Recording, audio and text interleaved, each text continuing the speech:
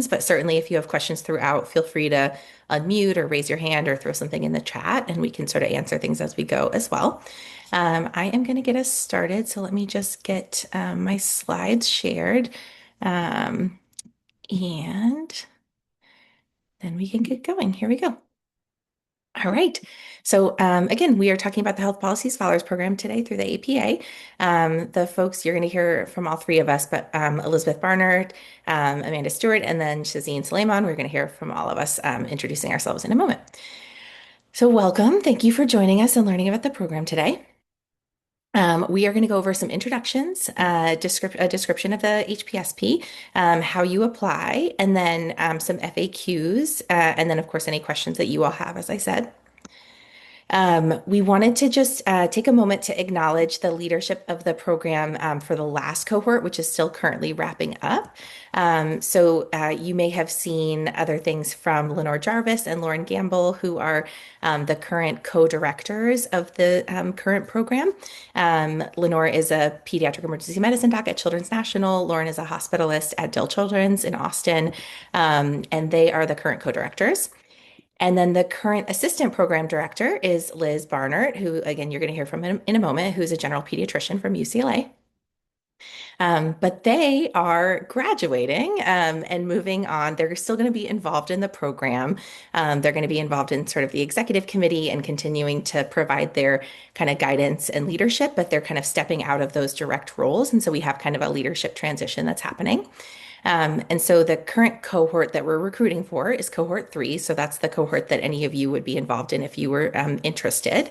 And so the cohort 3 leadership, I'll let Elizabeth introduce herself to start with. Hi, everyone. I'm Liz Barnard. I'm a pediatrician at UCLA. I am so happy to see all of you here. Cohort 1 included Amanda and Shazeen, who you will be hearing from, and Lois Lee. Lois, so good to see you, was the director of Cohort 1 and the creator of the Health Policy Scholars Program. My research largely focuses on kids in the juvenile legal system, as well as family separation and reunification. I have national leadership roles with the National Commission on Correctional Healthcare, and I am so happy to help you guys learn how to use research as a tool for social justice. And I started introducing myself already, but I'm Amanda Stewart. I'm one of the co-directors as well for this upcoming cohort with Liz. I am also a PEMDoc actually with Lenore at Children's National and was a cohort 1 scholar. And so have participated in the program as well. And I'm happy to answer questions from that perspective. I actually also these days I'm doing research in the juvenile justice space, but my work is sort of less focused on research and more focused on legislative advocacy and advocacy education. So I've done work in the past on child and family homelessness and immigrant health and trying to improve access to children, to immigrant children, to health insurance and lots of other things. So, and then from there, I will pass it to Shazeen, who's going to be the assistant program director for this upcoming cohort. Hi, everyone. I'm really excited to be here. So I am a pediatrician in Canada, and I am part of our Division of Pediatric Hospital Medicine and Social Pediatrics.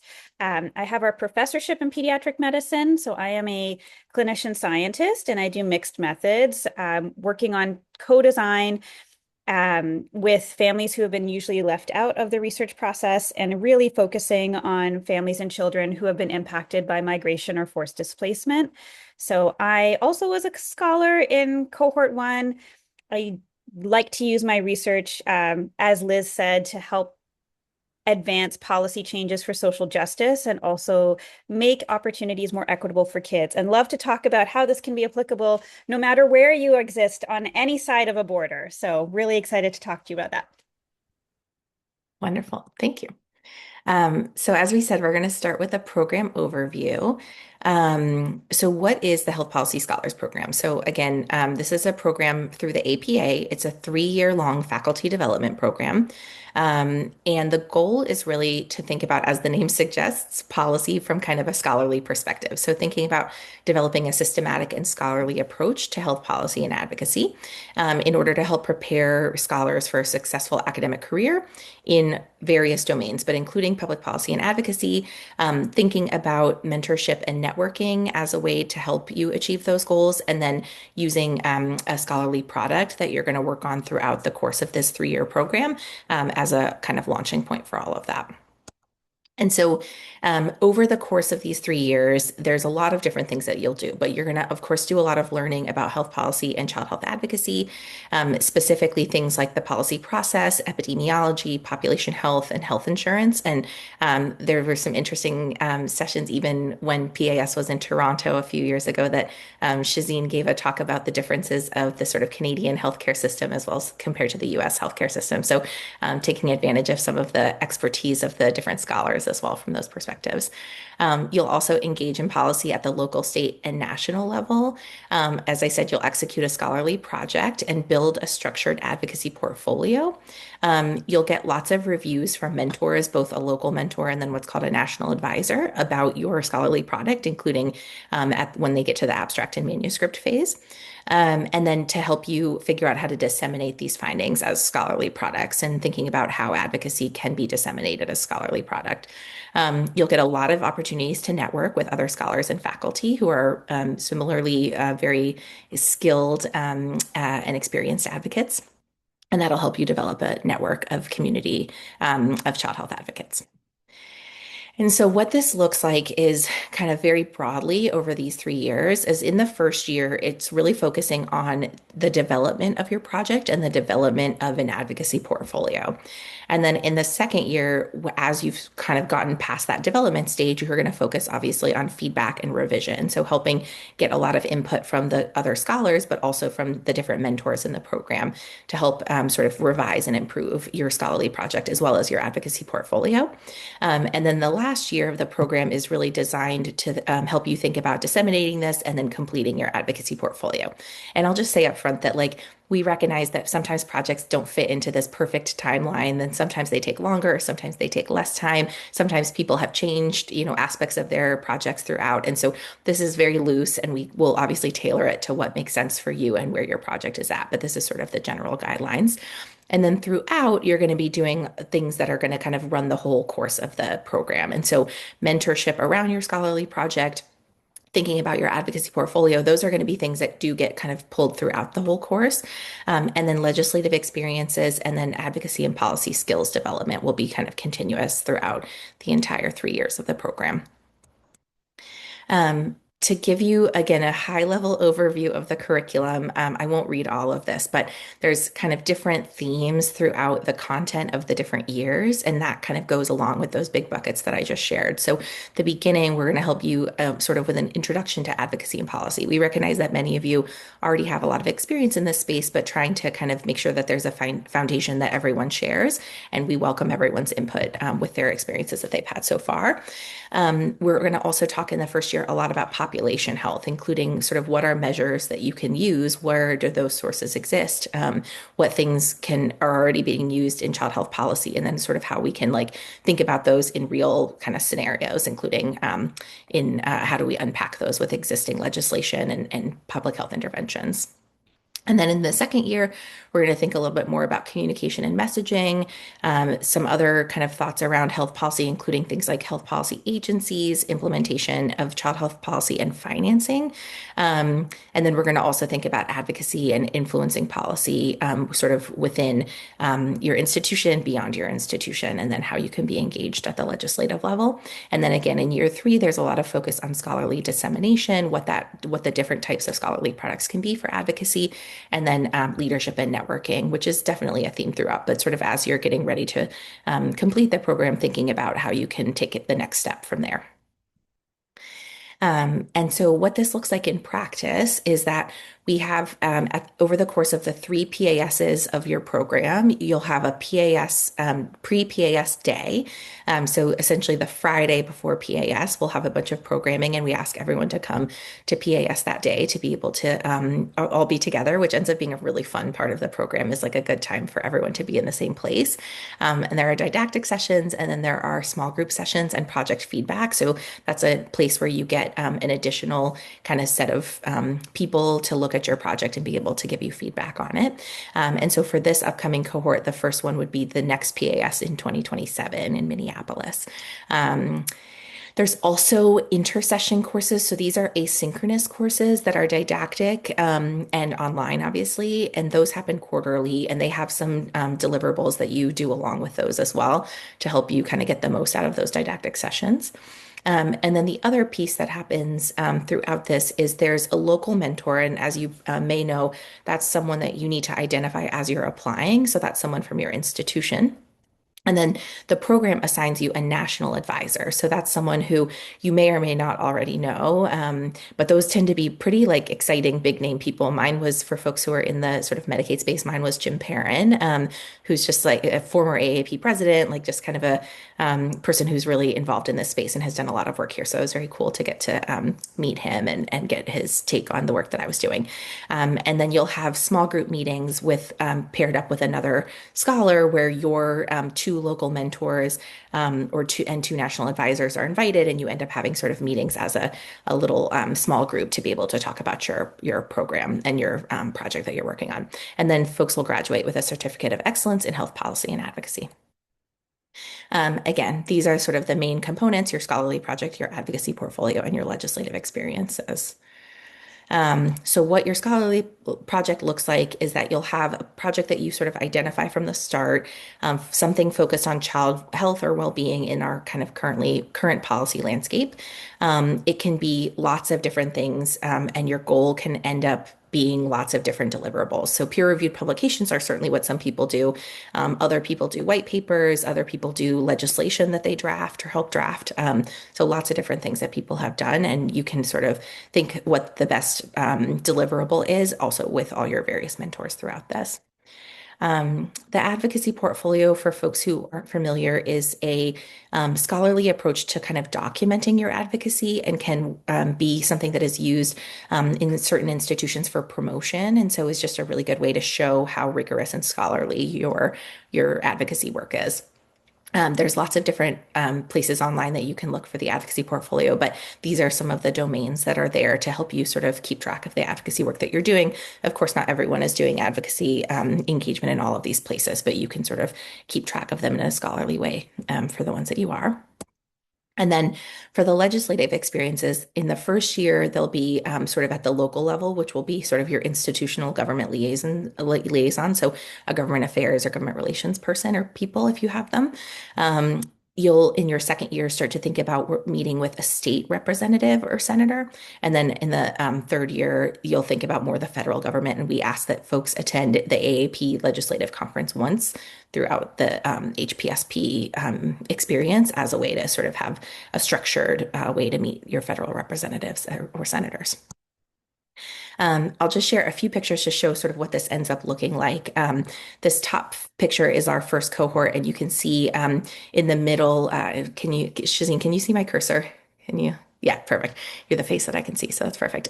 In the middle, you have Representative Kim Schreier, who's currently the only pediatrician in Congress, but we got the opportunity to meet with her and others. This is in the AAP offices in DC, and this is our kind of the first cohort meeting. And you can see some other folks, David Keller, Anita Shaw, some of the folks that are the kind of national folks on this as well. And then this is at the most recent AAP legislative conference, and so we had a whole bunch of scholars and faculty from HPSP that were there. So just to show kind of the fact that everyone is involved, and it's a great way to mingle and meet people. These are various PASs over the years. This is a PAS workshop that grew out of a collaboration between some folks in the first cohort of HPSP, and this is a mix of faculty slash mentors, advisors, and scholars. And then this is a panel that happened at PAS, and you can see obviously folks doing the kind of feedback and workshopping at PAS. This is this past year, this most recent year. And then you might be able to guess that this is in Hawaii. This is Maya, one of the scholars, lives in Hawaii. And so she had people over to her house and just lots of like networking with friends and kind of meeting your co-scholars that end up becoming your friends and colleagues. And then legislative opportunities, of course. Then this is sort of one of my favorite days where I accidentally matched Elizabeth Warren, but it was very fun to get to run into her on our day that we were at the Hill. And just to say, like the types of people that you get to meet in this, the current folks that are running for AAP president, both have been involved in the Health Policy Scholars Program. So Lois, as was mentioned, was the first director and sort of the person who helped create the Health Policy Scholars Program. And then actually I got the chance through Health Policy Scholars Program to meet Wanda Barfield as well. So there's just really big mentors that you get to meet and interact with, which is a really fun piece of how this all comes together. Um, we recruit folks about 15 to 30 scholars every 3 years, and applications this year are due the middle of September, so September 15th. We have folks from all over. This is just to show you the folks from cohort 1 and 2 so far. There's a mix of people really from almost everywhere, although there's, of course, some states that we could benefit from some representation from. And you can see this is a mix of the specialties that people are from. And so we have a range of things, and of course would be happy to add additional specialties to this list, but lots of folks from general pediatrics, PEM, hospital medicine, neonatology, etc. And with that, I will pass it to Shazine. Thanks, Amanda. So I'm going to talk you through the application process, which I promise is not daunting. So we can go to the next slide. Or can I do it? Can I move the slides? Maybe. I'll move them. Yeah, go ahead. Thanks. So as Amanda said, the application closes on September 15th. It is now open, so feel free to get on it early if you'd like, and we will let you know if you've been accepted into this cohort for December 2026. So who can apply? Really, it's for people who have completed their training and either are early or mid-career APA members. You do not have to be a pediatrician. So we also have people from other disciplines who are APA members. And it's really for folks who are interested in, like we said, using scholarship to approach policy and health advocacy. There are some financial considerations. There is an application fee for APA members. I guess we have a $200 fee for non-members, so maybe non-members can apply, but it might be a nice reason to become a member if you get a little discount on your application. There is a tuition cost to cover the expenses associated with running the program, and you will need to account for coming to PAS for the next 3 years. We also ask that all scholars go at least once to the AAP Legislative Conference in DC once during their 3 years. There are a number of scholarships available. I got a scholarship when I went through the early career section and covered the cost of my registration. So a few things to think about.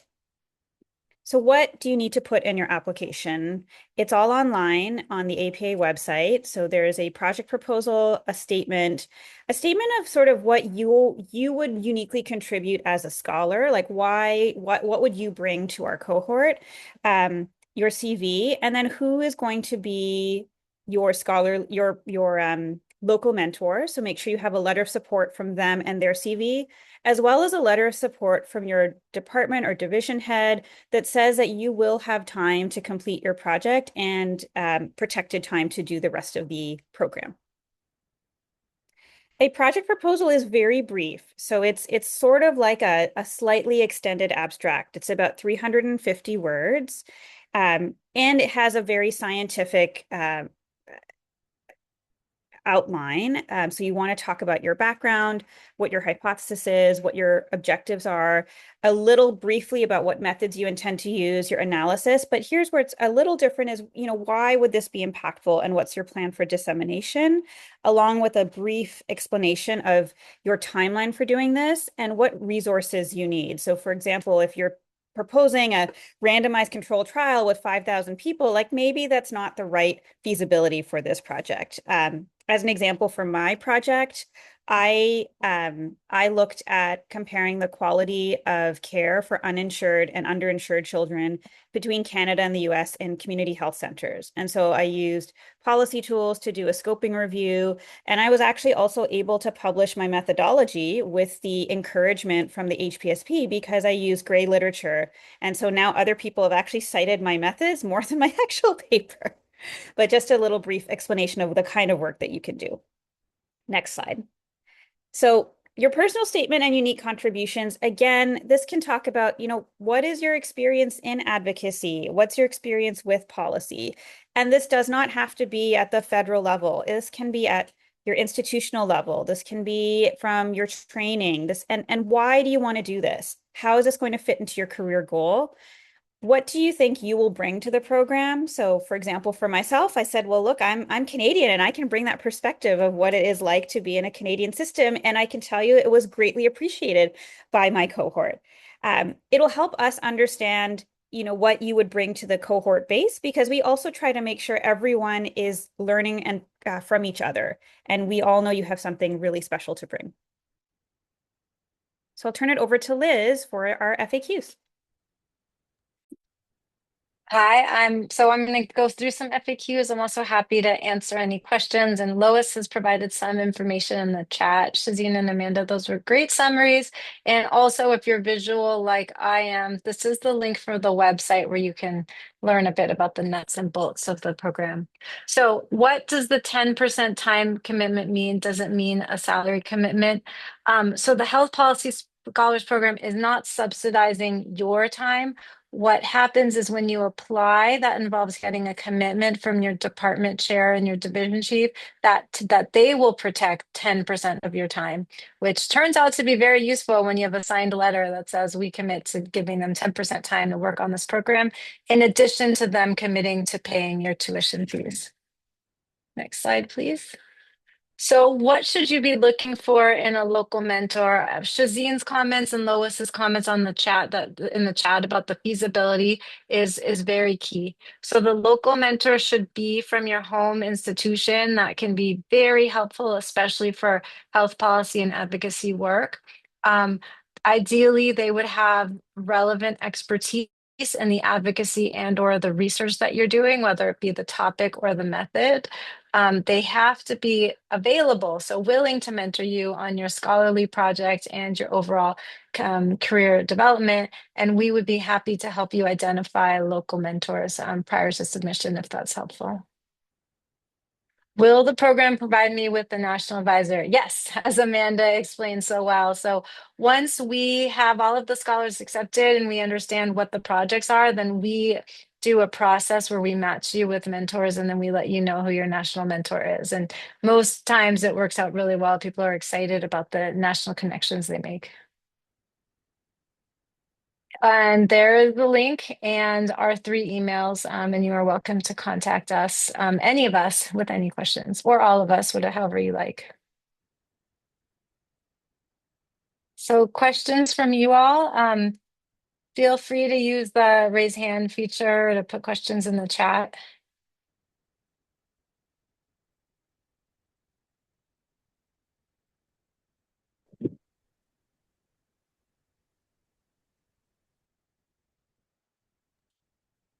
The one question that I'll answer that a couple of folks have separately reached out to me about is the idea of having additional mentors or mentors that are like local mentors that are not necessarily from your institution. And so, sorry if you can hear my dog panting, she just got back from a run. But if you have folks that you think aren't necessarily in your institution, but would be helpful to your project and to your development, like you can definitely put together sort of a mentorship team, but thinking about having somebody that is identified within your institution, because obviously there's lots of benefits to having someone who knows how to navigate your specific institution, what the sort of advocacy resources are, who the government affairs people or person are, what promotion looks like within your institution, things like that. So lots of benefits to having that specific person. I want to comment on the question in the chat from Sarah and Melissa. So, I mean, maybe Amanda and Shazine, you can speak to this, but this is exactly the kind of like crowdsourcing and networking we do to help each other. And really the key is to sort of emphasize what the sell is to the department. What I have seen, and I'm in a department at a public institution where they really don't give free money, but having scholars involved in a national program is prestigious and it's great for your career development. So department chairs who you do not necessarily expect would be on board for free money are actually tend to be very supportive of this. Amanda, Shazine, do you want to comment on how that conversation went at your institution or any tips? I have 2 comments. So when I actually did the scholar, I was in a fee-for-service institution, so I had to we were not in a big, well-funded institution, but we were able to come up with creative ways to protect my time so that this was, for example, counted as part of my scholarly contribution. When I have to look at what am I doing for research at that time, like this counted as some of my work towards that. What I've done here preemptively to try and help other Canadian colleagues participate, recognizing our system is so different. I spoke with my department chair ahead of time about how we might be able to support applicants. And even though funding is very tight because we're in a publicly funded system, he said, why don't we go approach the foundation and see if there's other ways to get philanthropic dollars to pay for some of this ask. So I'm sharing that in case that might also be of interest to folks here, because to a philanthropist, it's actually not a huge amount of money. And maybe they would be really excited to just have you come and give a presentation or acknowledge them in their support. And I'll say for mine, as I said, I do pediatric emergency medicine. And so the thought was that there's already sort of like academic time built into the way that our schedule is because we're not scheduled for a full like 40 or 50 hours a week clinically. And so I basically was able to get a commitment for 10% like into my sort of quote existing academic time, which meant I don't think any money like exchanged hands. And so that made it easier in some senses for me because it wasn't maybe as much of a commitment, but there's pros and cons to that, of course, but that may be an option potentially for people too. Is it Sanaya? I'm Sonia. Hey, Sanaya. I had a question about the kind of the application and designing the project. So it seems like in the application process, you do expect like a pretty well delineated project and a plan. But then I also saw like in the first year, we're kind of focusing on developing our project more. So kind of wondering like how much detail or how sophisticated of a plan is expected. I have very limited research experience, so this is going to be, if I get accepted, would be so helpful for me. But yeah, I just wanted to hear a little bit more about that. Like how, I I think guess what have people come in with and how much have they modified it, and so forth. modifications definitely happen. I think, as Lois put in the chat, the key is to propose something feasible. So you have to be addressing a topic that's a literature gap, that is relevant to child health policy. And then that you have an idea of something that you can do, that you're not trying to do an RCT of like the state of Utah, something that's within the scope of feasibility. Yeah, the other thing I'll say is, in my experience with the cohort that I was in, there's a mix of some people who have a lot of advocacy experience and not a lot of research experience. And then there's some folks who are sort of vice versa. There's some folks who have a lot of research experience and are trying to figure out how to sort of apply that to advocacy and policy. And so there's like a nice kind of synergy there. And so I definitely am somebody that like doesn't consider, I'm like never going to do my own statistics in my entire life. I'm always going to have to find somebody to help me do that. And so I don't let that scare you away, but you can definitely gain a lot of skills from this, and specifically thinking about like what methods are most valuable for advocacy. How can you sort of use them to evaluate policies and things like that? But yeah, you definitely want to have some thought of how it could be, but then you're also going to spend that first year like fleshing it out. Okay. And the other piece I'll add is this is where your local mentor is very helpful. So I wanted to learn how to do policy research, even though I had research experience. And my local mentor was very helpful at helping me identify the framework and structuring it. And so this, choosing wisely for your local mentor can help you with putting it together in a way that will make sense to us and Awesome. you. Yeah. And similarly, I was trying to sort of operationalize and formalize like an advocacy education program that I had designed initially just for myself and was trying to expand it to allow others to do it. And I didn't have much in terms of like med ed experience, and so I picked a local mentor who was very med ed focused. And so like I didn't know some of the theory and things that people use to like, I sort of made up this program and then was like, oh gosh, I was supposed to have educational theory. And so like worked with someone to kind of help me think about how to design it going forward with more educational theory. And then also how do you think about evaluation and dissemination in that kind of advocacy education space. And so you'll, depending on what your project is, you may figure out your local mentor may have different expertise to sort of complement what it is you need for your project. Thank you. That's Um, helpful. yeah, other questions before I know we're a little bit over time, but I know there was a question about projects. Shazine and I shared ours or a little bit about ours, but there are lots of other examples on the website. There's a ton of folks that do work in the firearm violence prevention space. I think there's a lot of folks that do work in food insecurity. Lois, are there any that you want to add that from your time being involved? Really everything, food insecurity, immigrant health. We had a Yeah. couple who are doing curriculum development, both for faculty or for trainees. So it's really anything that's child health focused. Some people did large database research, Mhm. but really the emphasis is something that they can be feasible, doesn't have to be huge. Sometimes, even something at your institution, a QI project, just something scholarly. And if you have questions, please reach out to the current leadership. Yeah. Mhm. And that was Um, my follow-up question was actually if there's already someone in a previous cohort did something in a certain area like immigrant health, how do we get connected with those people like prior to applying, or how do we make sure we're not repeating something that's being done, if that even is a consideration? Yeah, I personally wouldn't worry too much about repeating something unless it's like, a question that's already been answered in the literature kind of thing. But like the folks that are working on some of the same topics they tend to be kind of picking off different aspects of it. There's a lot of folks that we have created like databases or like whatever, a Google sheet, but to say, what the different folks are and what their projects have been so that you do have that group as like a resource if you do want to reach out to others that are working in this space. But I don't think it's something where you need to like double check that you're not stepping on toes or anything like that. It's more like that if there's a network of people that are working in this space, that you can kind of use them as a resource for you as you're sort of developing your own career for specifically this project, of course, but like your career more broadly, if this is whatever space it is you're interested in working in.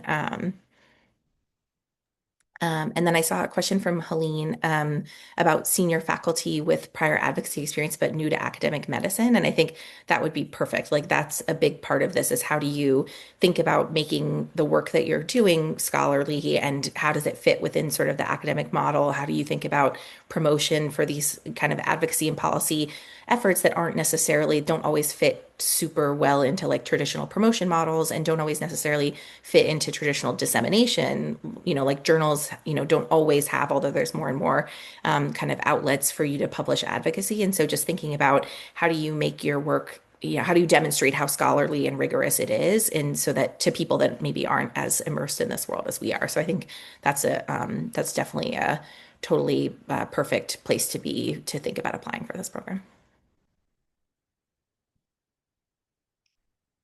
Anything else that folks have questions about or anything to add, Lois or Shazine?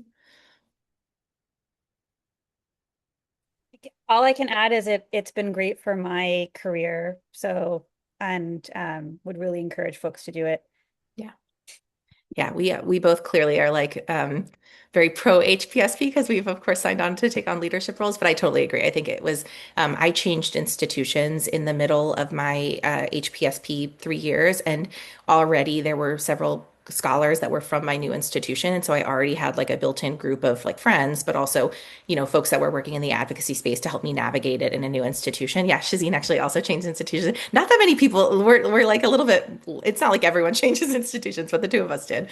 But it is really helpful. I think just to like we text each other, our cohort, like, hey, is anybody available to give like grand rounds at my institution? Or does somebody want to talk to this, class that I'm, teaching? And so it gives you opportunities to, have some of these things that build up your CV just because you have your kind of cohort group, but then you also get to meet these really cool local and national mentors. And so it has been great for my career. I really have enjoyed it. And we hope that you will feel the same. I know I put it on the slide, but I'm going to just put my email in the chat. So if anybody has questions, feel free to reach out. And then I can also connect you to Liz or Shazine if you have specific questions for them. But thank you all for joining. We appreciate your time.